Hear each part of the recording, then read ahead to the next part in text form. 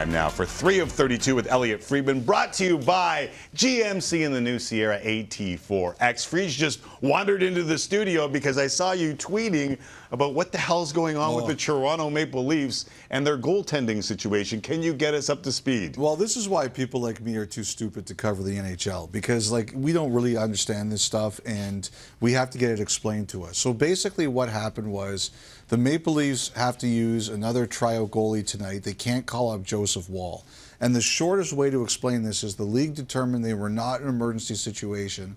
And the reason they're not in an emergency situation is because they had cap space. They could have called up Joseph Woll, but they elected to sign Matthew Knies. So when they signed Matthew Knies, and I think that Do you think Dubas knew this? Yes, absolutely. Like, he's got a guy in his staff who basically wrote the CBA, Brandon Pridham. So I think they knew it, and I think they said, we have a choice. We could have the emergency goalie, or we could sign Matthew Knies. And they were signing Matthew Knies. And I don't believe this would have been an issue if Murray and Yarncroke hadn't gotten hurt and weren't eligible to go on LTIR. Well, add then the video of Samsonov kind of sort of going down gingerly. Yeah. Like, are the Toronto Maple Leafs playing with fire? Because now they've signed Nick Chenard. That's an amateur tryout agreement tonight. Like, could they play one of these emergency goalies? Because if I bet you they will tomorrow. Tomorrow, yeah, back-to-backs. You can't put Samsonov in that spot. I think, you know, it's funny. I was having this debate. Like, someone said to me, could you imagine if the Leafs started Chenard tonight in a game where, like, could you imagine what Lou Lamoriello and Ron Hextall and Brian, they would be marching on Scotiabank Arena with torches. Yeah. And I think there's probably something to that, but I wouldn't be surprised if tomorrow and the game on Thursday, and we'll see how much of a factor that, like, tomorrow's locked in.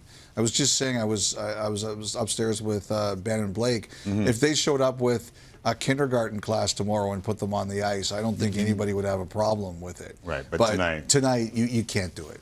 You can't do it. So Nick Chenard, who last played, I had to hockey DB like everybody else to figure out what he was. So last year he played with the Owen Sound Attack. I should have called Wally. Should have called Wally. Played with the Owen Sound Attack last year, and he might get into an NHL game tomorrow. I will see what the situation is tomorrow. Right. Like, but you know, we'll see. But I would say tomorrow, if that was going to happen, I would say it would happen against the Lightning. One thing I'm kind of learning this week and last couple of days. Let's just sort out tomorrow. When we get there, I'll deal with this now, and we'll sort out tomorrow. Don't worry, me too. I'm in a similar situation. All right, so let's move on to the Western Conference, because that's going to be real interesting tonight. Obviously, it starts with the Jets and the Sharks, a game you can see on Rogers Monday Night Hockey. The Jets control their destiny, but as I said to Jesse earlier today, if you think this is a fait accompli, like you haven't watched any of these three teams play this year. You know, there are 3 times in the last week the Jets have absolutely kicked the crap out of the team they played against. They did it against the Red Wings, they did it against the Devils, and I thought they were really good against the Predators on Saturday night. But sandwiched around that, there was a bad loss to Calgary, and just before that, they had a couple of really ugly games, including the one against these Sharks in San Jose. Like, if this was so easy, they'd be free and clear into the playoffs already. But I mean, you know, the one thing that it's really noticeable around them is that ever since that game in San Jose and his comments post game, which were not undeserved, Rick Bowness and the Jets have really tried to lighten this up a little bit. And you know, they control it. 3 points in their last 3 games, and it doesn't matter what Calgary and Nashville do. They're in. All right, so if that game goes according to plan, then it'll be really interesting actually, it's going to be really interesting between the Flames and Preds, regardless of what happens in that initial game, because it feels just like an elimination match. It does. I think the team that loses it is basically out. But, I mean, look, like I said, it's all up to the Jets. Like, they control this. They take care of business. It doesn't matter what anybody else does. Okay, I'm going to go rapid fire over a couple of topics here before I let you go. Let me think. The Bruins 63, Pasta to 60. Like, this has been a remarkable season, even if you don't believe in the regulation wins versus the added-on wins. Like, you know, the best team I ever saw was the 1960, 76, 77 Montreal Canadiens, but that doesn't take away from anything that the Boston Bruins have done. To have this kind of a year is remarkable, and I think they're almost perfectly constructed. and someone's going to have an incredible series to beat them in the playoffs. More impressed with Pasta's 60 or McDavid's 150? McDavid's 150. Yeah. I mean, it's unbelievable. Just incredible season. I was thinking back, like less than 10 years ago, Jamie Benn won a scoring title with, 87 points? Yeah. And now we're at 100. Like, Connor McDavid himself won a scoring title with 100 points.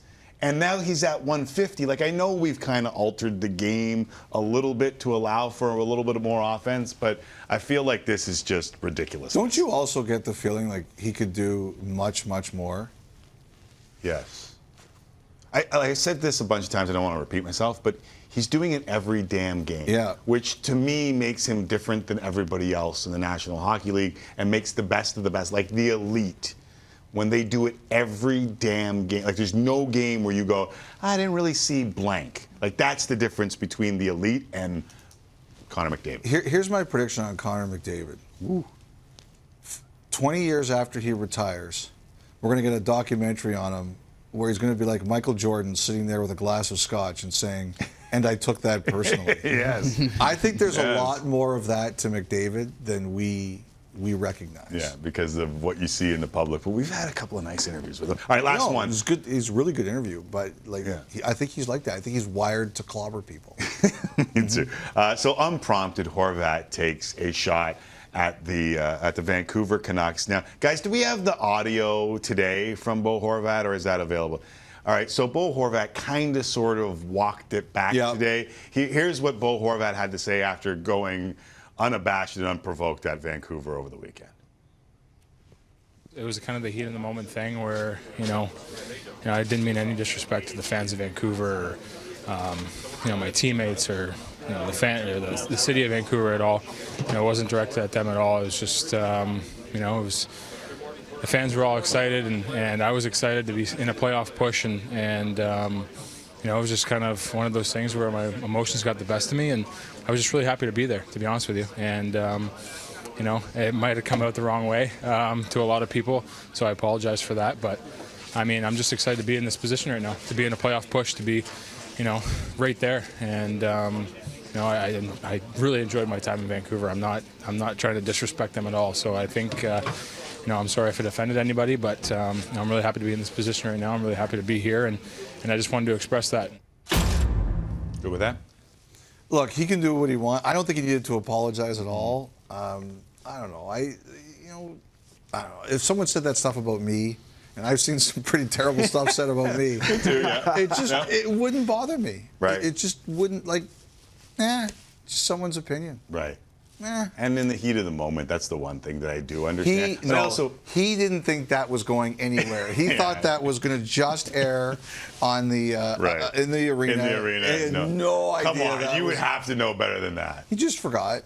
He just forgot. Didn't think about it. Right. But come on, is it really that bad?